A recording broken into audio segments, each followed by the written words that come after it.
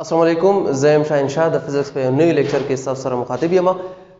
لیکچر نه مخکې راځو د بورډ باندې ما یو دوه نمبر لیکلي دي، یو د 2.7832196475 او بل نمبر د 2.8 او د دې په منځ کې ما ایکوال ساين کړل، اپروکسیمیټ ایکوال ساين کړل.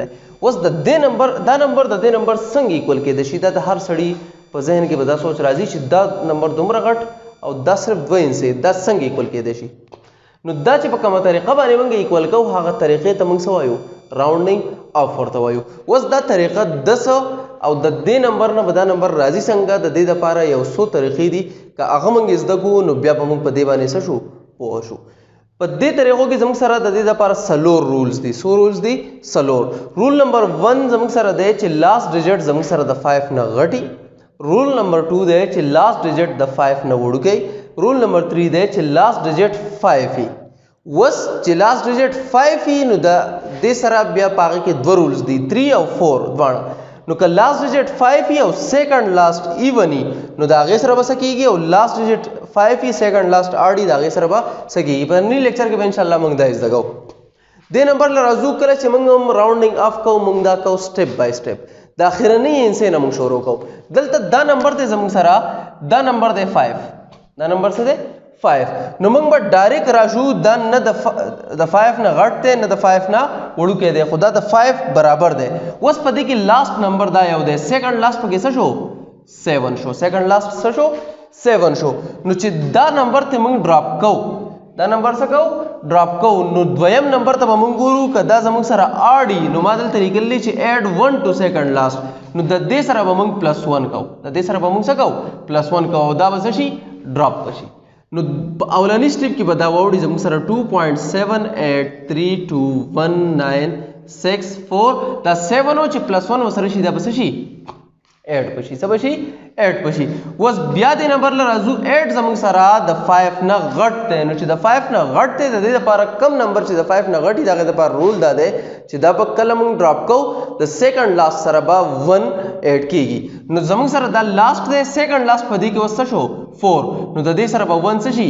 8 شي. نو ډایرکټ به د دې نه جوړ شي 2.78321965. بیا 5 راغی، سیکنډ لاست لبه راشو، سیکنډ لاست ایون دی، دا به ډایرکټ موږ ډراپ کو. که یو نمبر 5 وي او د هغې سیکنډ لاست ډیجټ صحیح ایون وي ډایرکټ به دا څه شي؟ ډراپ بشي. نو نمبر به زموږ سره شي 2.78321965. اوس چې دا 6 ډراپ کوو د 5 نه غټ دی، چې د 5 نه غټ دی سیکنډ لاست سره به 1 ایډ کېږي 2.7321. نو 9 سره چې 1 ایډ کو دا به شي 10.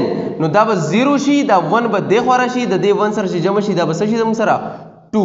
0 چې موږ لرکو د دې اسې هم فرق نه پرې باسي، ډایرکټ په زموږ سره سره شي 2.7322.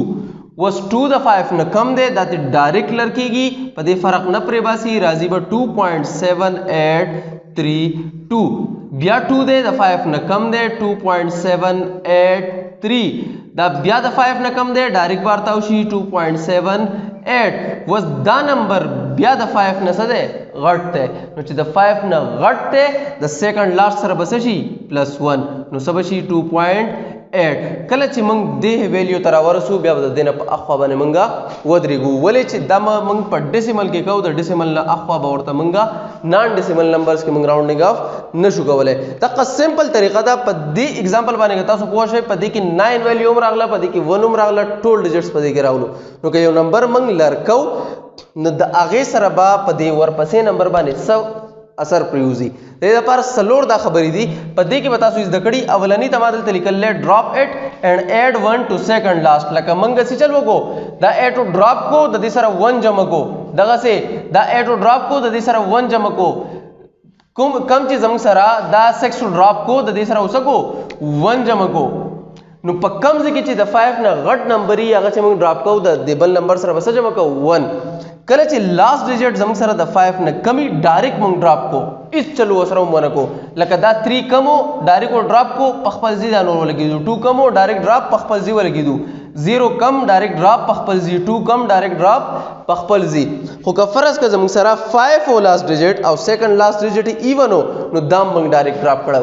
لکه څنګه دا زموږ سره دلته 5 وو دلته چې 5 راغی سیکنډ لاست 6 نو موږ ډایرکټ 5 ډراپ کو د 6 سره اس چلو ونکو په خپل زیو لګید خو دا غي په متبادل کې چې کله 5 وو د خواته لاست ډیجټ سو سیکنډ لاست اړو نو هغه موږ سکو +1 کو نو دا زموږ سره د راوندینګ اپ سمپل رولز دي کله دې باندې تاسو پوه شئ نه تاسو به د فزکس او د میثس په ډیرو ټاپکونو باندې خپقلار باندې ځان بیا پوه کول شي دا غي انډرستانډینګ به اساني امید لرم نه ټاپک په تاسو په سمجھ کې راغلی بیا هم سوالاتي زموږ نه تاسو کولای شئ فیسبوک یوټیوب یا د واتس اپ په تھرو باندې زموږ سره اوسئ د الله پامان